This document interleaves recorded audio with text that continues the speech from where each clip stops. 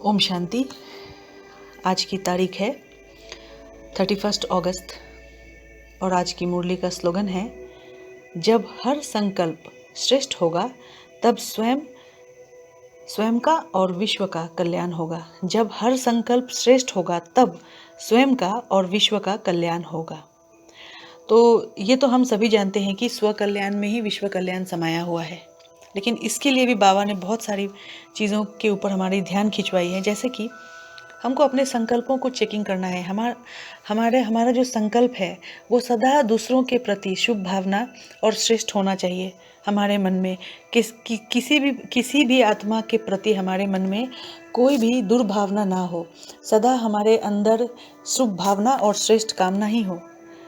तो हमारे संकल्प सदा श्रेष्ठ होने चाहिए। चाहे बाबा कहते भी हैं कि चाहे कैसी भी परिस्थिति हो, किसी भी प्रकार से हो, चाहे संबंध संपर्क वाली आत्माओं द्वारा हो या भिन्न भिन्न स्वभाव संस्कार वाली आत्माओं की तरफ से हो, प्रकृति की तरफ से हो, चाहे कैसी भी सिचुएशंस हो, पर हमको अपना संकल्प हर उन प्रकार की परिस्थितियों में हमको अपना संकल्प श्रेष्ठ ही रखना है। चाहे क्यों ना हमारे जीवन में बीमारी आ जाए या किसी भी प्रकार की सुनामी आ जाए, कुछ भी आ जाए, हमको हर प्रकार की सिचुएशंस में सदा हमें अपना संकल्प श्रेष्ठ ही रखना चाहिए। तो अगर हम ऐसा करेंगे तो हम विश्व कल्याणकारी बन सकते हैं।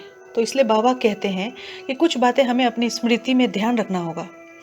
तो बाबा ने कहा है, अक्सर आप देखेंगे अव्यक्त वाणियों में बाबा ने इसके बारे में पूरे विस्तार से चर्चा किया है। तो बाबा कहते हैं कि विश्व कल्याणकारी बनने का सहज साधन तो आप सभी को पता है, पर आप समय पर उन्हें भूल जाते हो और हर आत्मा के ऊपर रहम करने के बजाय वहम भाव पैदा कर लेते हो।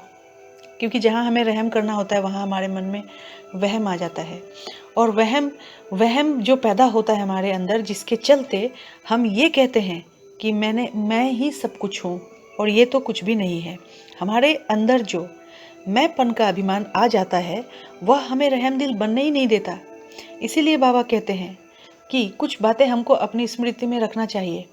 अगर हम इन बातों को अपनी स्मृति में रखेंगे तो जब हमारे सामने जब भी कोई सिचुएशंस आएंगी तो वो बातें हमें याद रहेंगी, तो हम शायद अपने आप को कंट्रोल कर सकते हैं। तो इसलिए बाबा कहते हैं कि विश्व कल्याणकारी बनने का सहज साधन है, कैसी भी अवगुणधारी आत्मा हो, कैसी भी पतित और पुरुषार्थीन आत्मा हो, दोनों में से कोई भी हो, अज्ञानी पतित आत्मा होगी या ब्राह्मण परिवार की पुरुषार्थीन आत्माएं होंगी, सभी प्रकार की आत्माओं के प्रति विश्व कल्याणकारी अर्थात बेहद की दृष्टि वाली आत्मा सदा उन आत्माओं की बुराई और कमजोरियों को विश्व कल्याणकारी होने के नाते पहले उन्हें क्षमा करेंगी।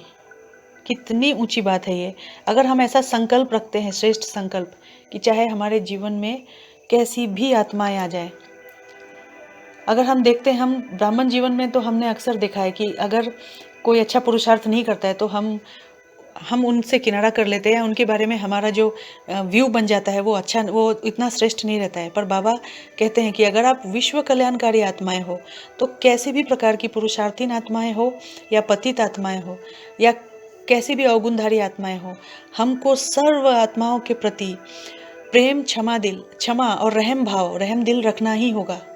अगर हम विश्व कल्याणकारी आत्माएं हैं तो हम स्वतः ही उस धारणा पर चलेंगे। तो ये कितनी ऊंची बात है। और बाबा कहते भी हैं ऐसा इसलिए करना है क्योंकि जैसे बेहद के बाप बच्चों को क्षमा करते हैं, तो अगर हम ऐसी धारणा करते हैं तो हम सहज ही विश्व कल्याणकारी बन सकते हैं।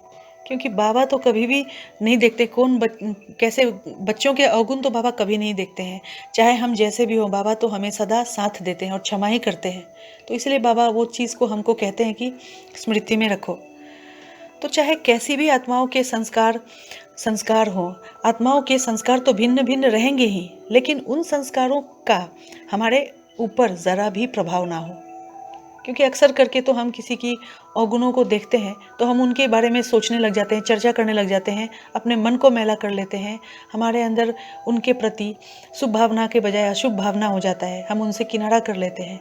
तो बाबा कहते हैं कि आत्माओं के भिन्न भिन्न संस्कार तो रहेंगे ही, तो कैसे भी आत्माएं हमारे सामने आए, क्योंकि हम विश्व कल्याणकारी आत्माएं हैं, हम दाता के बच्चे हैं, तो जैसी भी आत्माएं हमारे सामने आए, हमारी दृष्टि, हमारा संकल्प उनके प्रति सदा श्रेष्ठ होना चाहिए।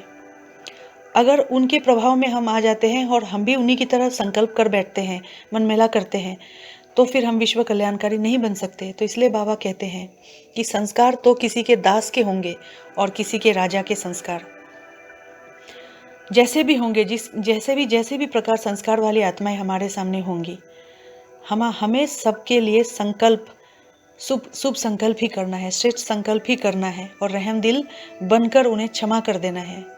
तो हमारा हर संकल्प हर आत्मा के प्रति श्रेष्ठ हो, इसी की हमें चेकिंग करनी है और हमें अपने पुरुषार्थ को आगे बढ़ाते चलना है।